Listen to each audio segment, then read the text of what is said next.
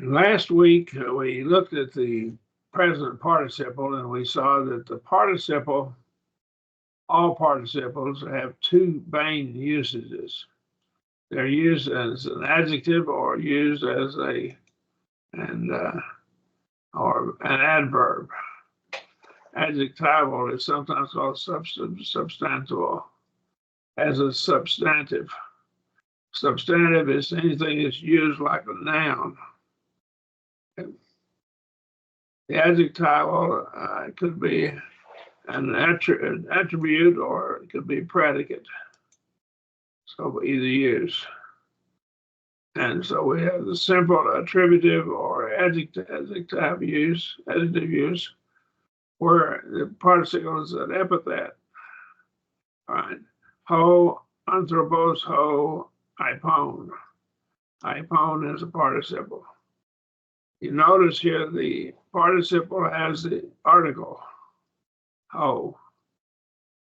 Anytime it has the article, it is automatically used as an adjective. Is that clear? All right. And the substantival use. So it's used here as he separates it out as adjectival and substantival, I guess, two different usages. So here he has it with the article, and it can't be used as an adverb if it has the article, all right? So it's used either as an adjective or a substantive, but these are basically the overlapping usage, right? So ho anthropos, the man, ho ipon, the speaking. And so we would put this as the man, the one speaking, the man speaking. We'd add the word man in italics here. And so he translated the man speaking, but it is actually saying the man, the speaking. And we would put the word man there. So it's kind of emphatic, but it's singling out and it's pointing to this man. This participle has to agree with what it's referring to, its antecedent, in number and gender and case, right? So what is the case of ho anthropos? What is the gender, the number? Somebody help me. What case is it? Nominative. Nominative case. Nominative. Singular. Gender would be masculine. Masculine, correct. And number is a singular plural. First. I mean singular. Singular. It's singular, that's correct. So it is singular number, masculine gender, and nominative case. Notice your article is also singular number, masculine gender, nominative case. And ipon, the own ending here, let's go back up and look at it.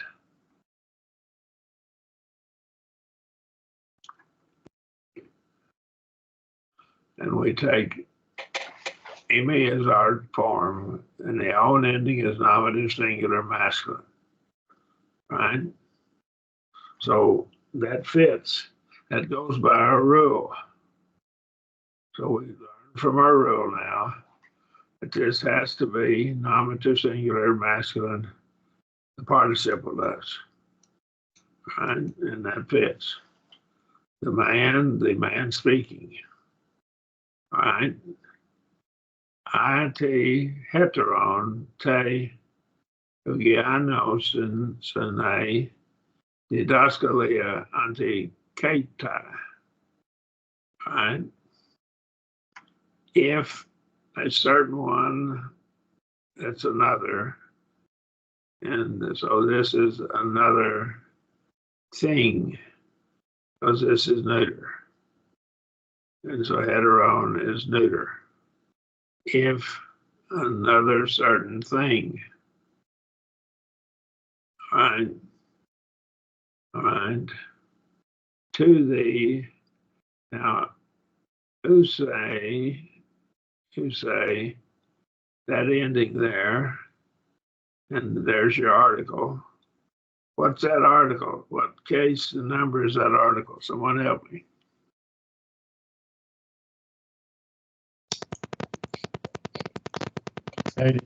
Feminine locative. Dimensional locative, okay. What number is it? Singular. Singular. And then it's, okay. So it is dimensional locative singular and gender. Feminine. It's feminine. So our participle is also feminine ending. So we're going to go back up and look at it and see how it fits.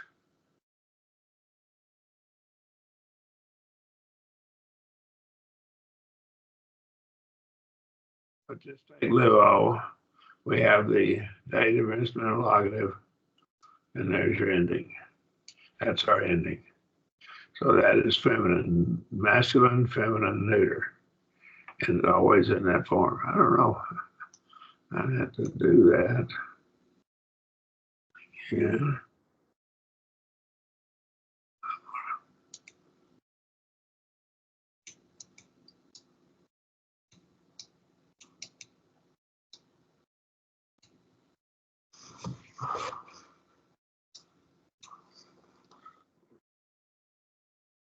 That's a capital lambda, but I corrected it earlier. I'm going to go ahead and save it. It's a lambda, but it's an uppercase lambda. Okay. That one right there. Now that one, did that change on me just now? Or did I miss that? I don't see any other ones. I'm going to save it again. All right. I got that fixed. All right. Sorry about that.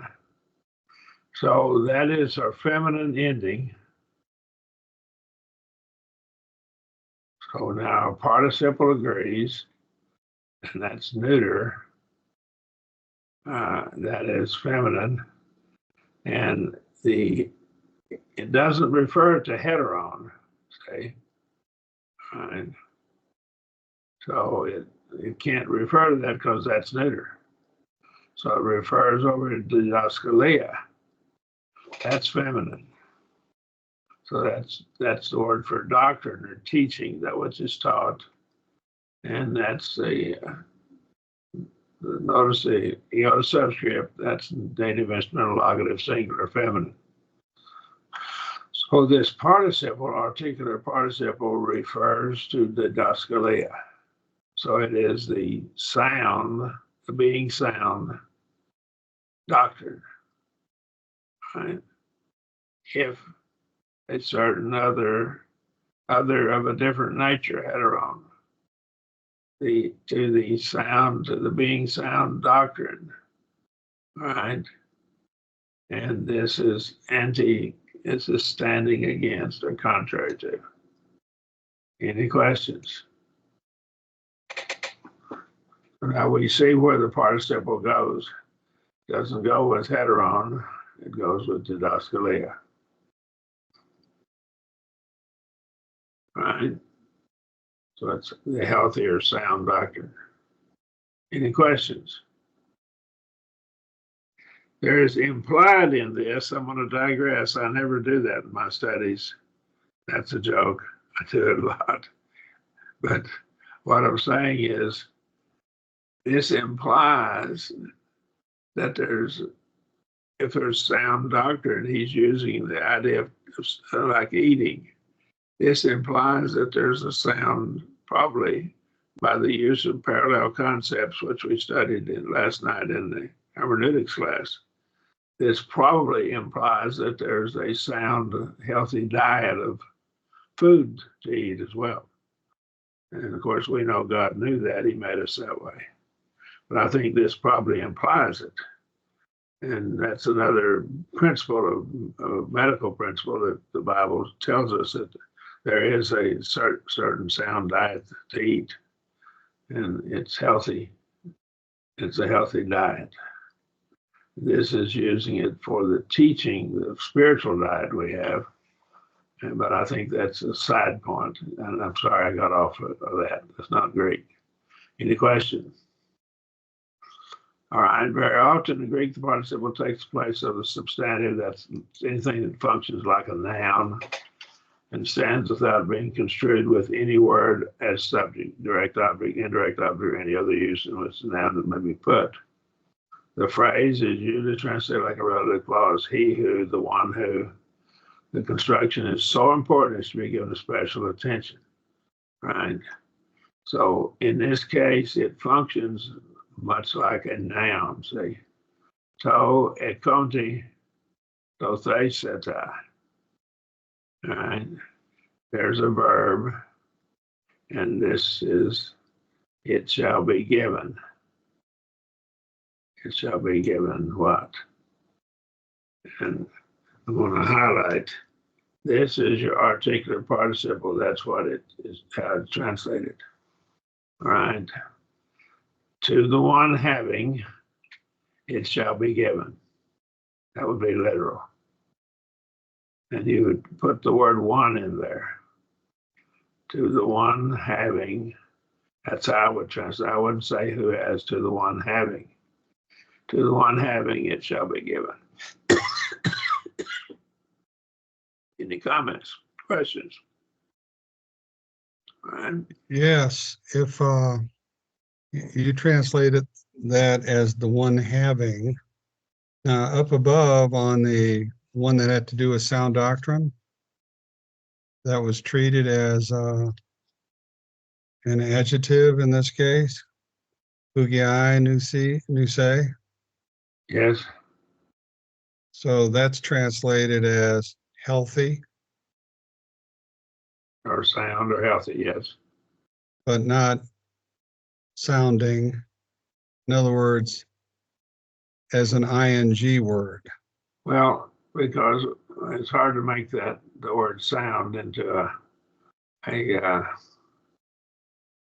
being healthy. You might call it being healthy, but that's more of a, you could have translated that, if anything is contrary to the being healthy doctrine. Okay. All right. You know, sometimes we have a problem getting the Greek into English. Okay. English is kind of awkward sometimes. And you said the word didaskalia. It is doctrine, and there's actually two words for doctrine, and that gets into a study. I can't remember. That's not it. Oh, didake.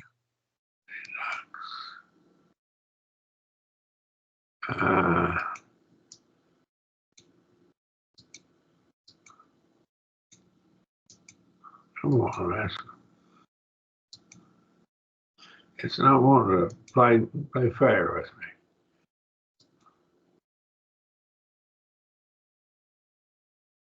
There.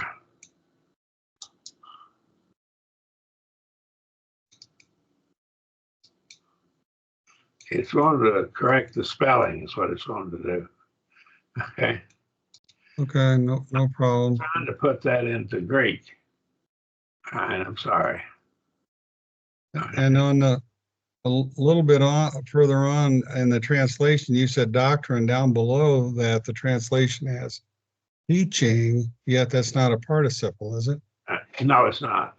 It's that which is taught, the doctrine. That's why I put it doctrine. Yeah, okay. And so teaching can be a participle or it can be a noun. In this case, we're using it as a noun. The sound doctrine is sound teaching what is taught. Didaxe and didaskalia are the two words. We can go over into and find them, but you can find them, and they're in the in that file. But we can go over and get them right now if you want to. Let's find them. But No, that's fine. this That's is fine. I'm- taught. Okay. Okay. All right. Yes, sir. Okay, let's go on down to the next one here. This is Romans 3:11. All right. Uk, estin ho, exeton, ton, theon. All right. Uk, and it has the kappa because it has a vowel following it. So we have a diphthong and then a vowel that we just have to break it up with the kappa.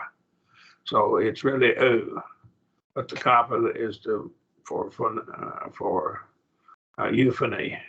That means so it will sound good, and so that's what that's for. Uk estin, not it is, and or not he is, it, she, or it is. Ho exaton, exaton, exaton. And so this is the one seeking out. Zeteo would be to seek, and ek is out of. So he's seeking out. He's really seeking. It's kind of emphatic word for seeking. There is no one who seeks God. This is a Calvinist passage that they misuse because they take the passage and quote it out of context. You have to go back to see how it's used in the Old Testament. He's quoting an Old Testament verse. He's talking about a bunch of people that don't love God and are not seeking to serve God. The fool has said in his heart, there is no God. And then he talks about that fool. He doesn't seek God. Does that make sense? That verse is quoted out of context. And so be aware of that and go back to the Hebrew passage where it's quoted from and keep it in context, and it's real clear. There's a bunch of people that in the time of the passage where he's quoting it that were evil, and they just would not listen to God's word.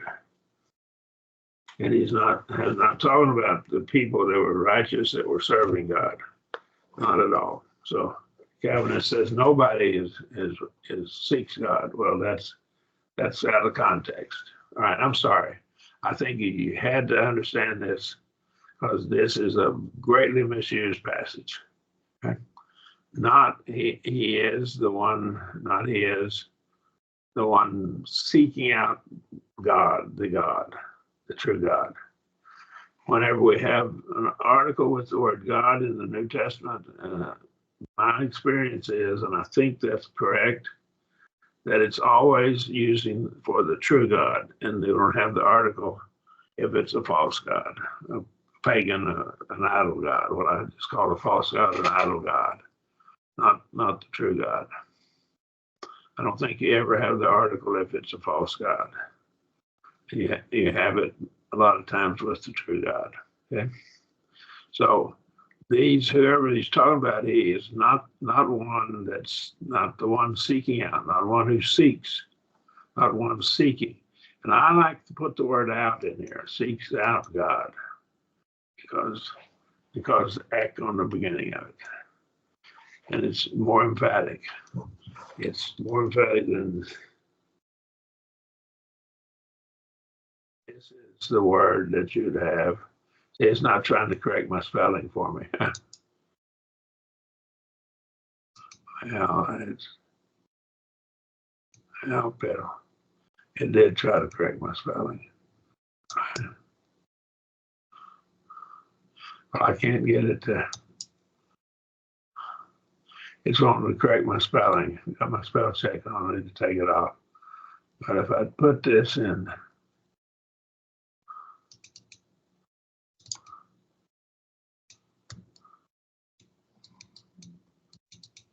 I'm trying to put this in different font. Okay.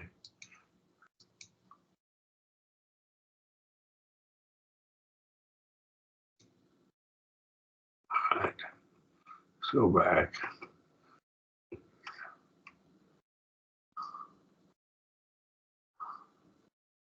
All right.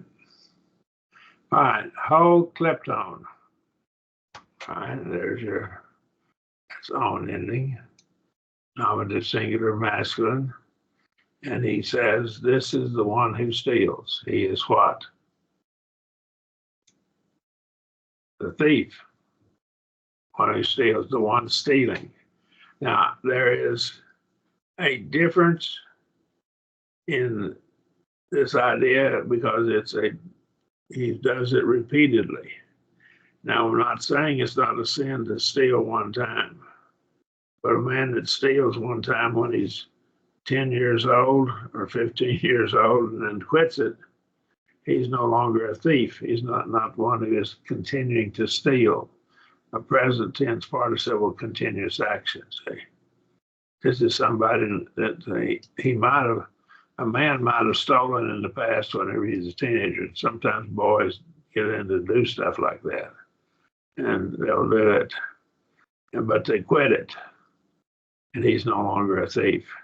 So this is one who presently is a man who steals, the thief, the one stealing, the thief. Right? Okay, any question? Epi, this is from epikaleo, okay, to call upon. Epikalese, tone, enonta, kata to, nos repre hekastu, ergon. Okay, the one you called, and that's you call upon what? And this is the participle, onta. You call upon the one judging. See? According to the work of each one. To each one, the work of each one. This article refers to this word ergon, not to this. This is genitive form. So it's the work of each one. You call upon the one judging according to the work of each one. And that one judging would be God in this context. Okay. Call upon. Any question? The one judging. That's how he's translating this articular participle here. That's how he's translating it.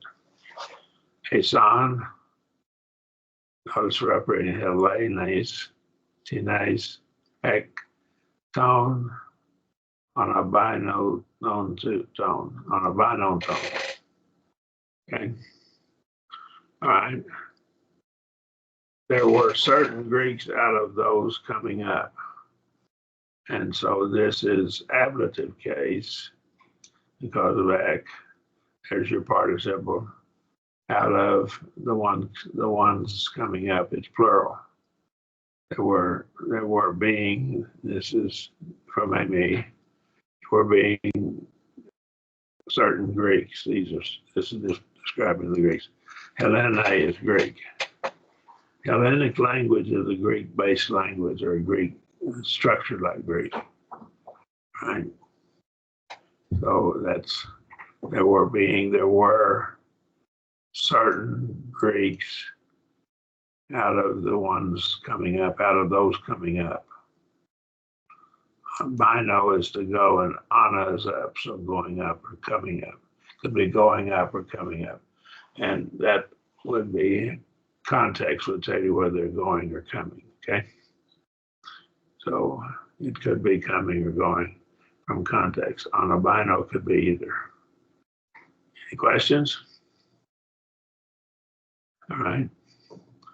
That's John 12:20. These are right out of the Bible now. We're getting where he's using one verse after another in scripture. We're translating scripture here now. All right. Section 263, the negative of participles. Remember, we have may, and let's go back up here, and we have oo. Drop the cop off. Who always goes with it. It's a denial of a fact, right? I'm holding something in my hand right now, and it's not a full-grown alligator. It is a pencil. You can't see it, but it's a pencil. Okay. Now I laid the pencil down. I'm picking up something else, and it is not a horse. It is my cell phone. See, not a horse. It's something else. Now may, this particle may, negative that goes with it is always may. So it does not have oo going with the participle. The participle would have may, not oo. May does not deny a fact. It tells more like it goes with such things as commandments or possibilities of things happening. It's the iffy not. I call it oo is absolute not. Oo is absolute not. May is iffy. I call it iffy not. It's contingent upon the context. And if it's a commandment and you're commanded not to do something, we don't know whether you're going to obey it or not, say, for example. And a lot of times, sometimes your infinitives, of course, your infinitives also will have may. So, let's go back up to it. Goes with the indicative mood. You're stating a fact with the indicative. Who will deny that fact and say it's not true? And may deals with such like commandments like imperative mood, subjunctive, and the optative mood, and with infinitives and participles. To may ekontos. I don't know if it's mine or somebody else's, but we're getting some noise back. What it is. Could be someone, some kind of engine running in the background for someone or something. But not worry about it, we'll just ignore it. To may ekontos of the one, that's genitive case, of the one not, who does not have, not having, right? I would just say of the one not having, that would be pretty literal. Okay. So how does that fit with what you were saying earlier, that may is used with a possibility of occurrence in this particular case? In this case here, it is he's saying it's someone who may or may not have, and he's not having. So he's getting a hypothetical situation. It's not a definite statement, it's something hypothetical. Probably it would be more like he's possibly not having. And it's usually stated something kind of conditional. If it's conditional, then we'll use may. If it's absolute true, we'll use oo. But it'll always have may with our participle, because participles kind of are a little bit iffy sometimes. They're contingent. Participles, time is from the context. It picks it up from context, and there's some other aspects of it are from context. So, yeah, that looks like it is saying he absolutely does not have it, and it's if we put it in a full sentence, it may be a subjunctive mood verb going with it. So he's laid something. I don't know we have that in the Bible, this exact expression. But if it were, it probably would pick up somewhere like it might have a subjunctive mood verb. I can think of this in the parable of the talents, one not having. And so it's kind of a subjunctive thing, right? And so that's probably in that context. If it's in the Bible, I expect to see it in Matthew 25. The one that has more will be given. The one that does not have what it has will be taken away. And it's conditional things, see, right? So that, but you always have may with your participles. Okay. Let's look at our vocabulary, and that's about all we get into. We'll do the exercises next week. Anastatao, anastatao. I unsettle, I cause a riot. And so it's ana. And so it's broken up. Ana is a preposition. Probably in that case, this is not in my vocabulary. And so I'm going to get off it. But instead of I cause a riot, it probably may be found once or twice in the New Testament.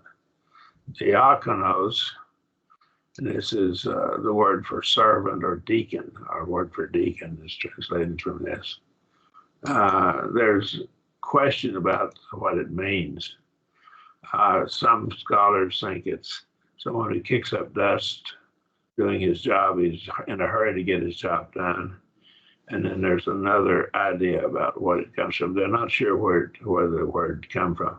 But all we need to remember, the etymology of the word, sometimes you can get so wrapped up in the etymology that you miss the whole point. This is a servant and a deacon. Now, it is a wonderful study, and we're not going to go into it here, but it's something that would really be very enlightening to you. There's about 5 or 6 different words for servant, different kinds of servants in the New Testament. And the file that I sent you, and I've sent you in the past, and I send it every now and then because I add stuff to it. That's grammar. Let me get the title of it here. Greek Lexicon and Grammar Notes is the title of it. And that file, if you just search the word servant, Control H and type servant, you'll get 4 or 5, maybe 6 different words. They all have subtle differences. And so sometimes it's a bondservant. This is not a bondservant. This is a voluntary servant that volunteers to do that job. He's eager to get it done. I think a deacon in the church ought to be eager to do the work of the Lord. If he's not eager to do God's work, he probably shouldn't be trying to serve.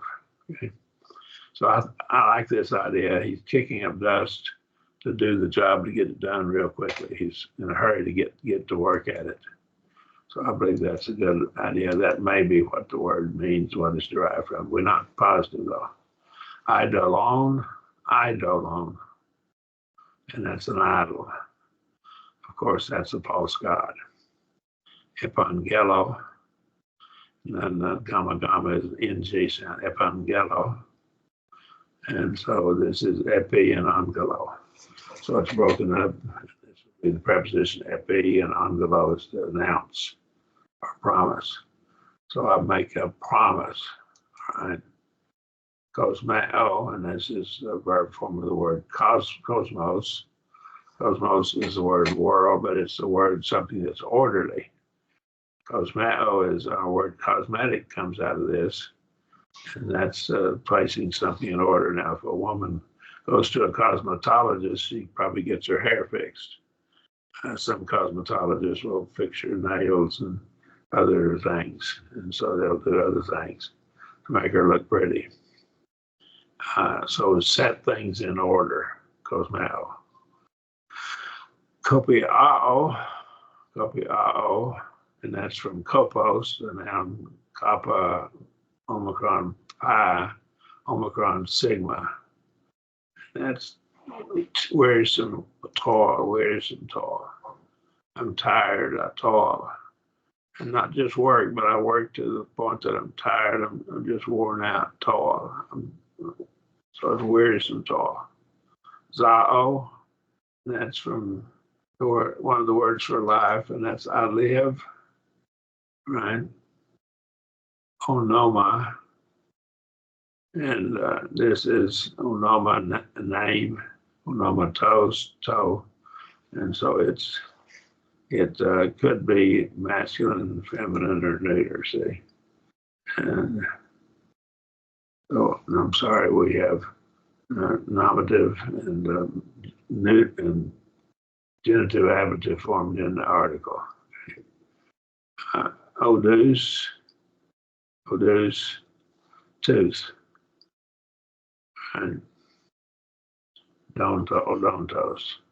Drop that off and you kind of almost get the word dentist out of it, see? All right.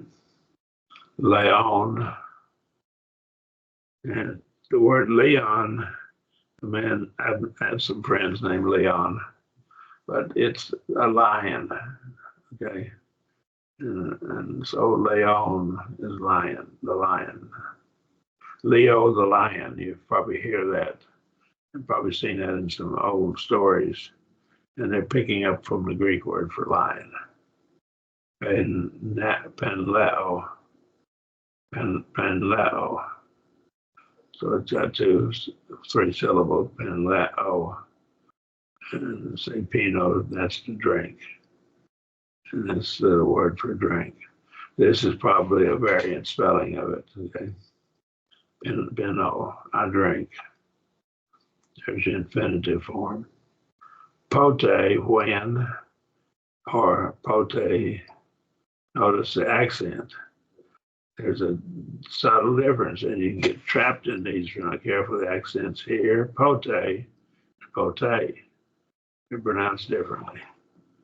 The accent mark is when, and this is at some time. That could very easily get the wrong word there if you're not careful. So this to me, and I'll break it up. This is soon. Come on. There, it broke it. Soon is with, and histome is to stand. And so I commend you. I stand up with you. See? Phobeo, and that's from phobia, the noun phobia is fear. And this is I fear, a verb. Now here are your participle endings for me. We've got them already. We've already had these up there. So we go up and we look at them again. What we're saying with the participle endings, these become the endings of all of your nominative, singular, masculine, and genitive, all your masculine, feminine, and neuter. That's the endings of them, or present active participle. These are always the endings. So once you get these, you got the endings down, okay?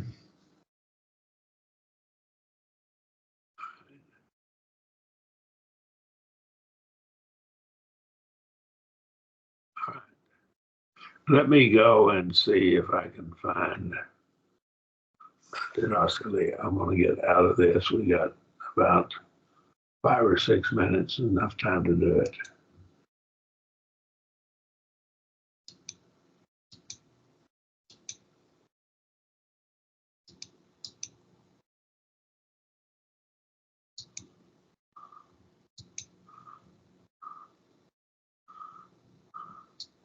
All right, can you see it? Where it says participles? Yes, sir. Yes, sir. I'll go to delta.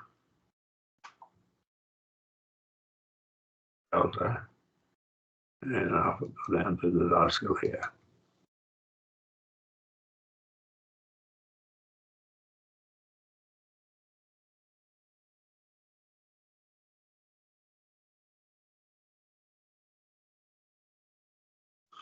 Words with the prefix the begin with the aren't there?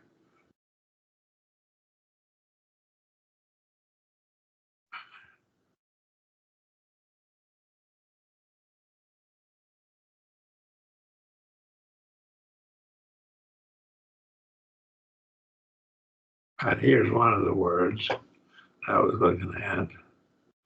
And here's our two words. under the verb didasco, and I put a lot in here because there's so much of a problem on the women teaching and getting mixed up on what it means. So I put a lot of definitions of this word in this file. Okay? And so subdivided underneath it are related words under didasco. Didactos and didacticos. And it's also punctuated sometimes this way. You may find some books that punctuate this, but still the same word. And the didaskalos, that's a teacher here, is the teacher. And so this is right here. That's doctrine. That's our word we just had. Didaske. That's the word I was trying to type. And that both of these are translated doctrine, but there's a subtle difference in them. And this is teaching. That's what is taught. Viz, or that is that which is taught. That's what I was talking about. Didaskalia. And we got to come back up and find it up here. Here it is. This didaskalos is teacher. Didaskalia is teaching again, instruction, teaching that which is taught, the doctrine. And we need to get into more study, but there's a subtle difference between the two words, okay? Question? This is on page 82 of this book. It's only got 423 pages. That's all I've got. That's all I put in here. All right. Any questions?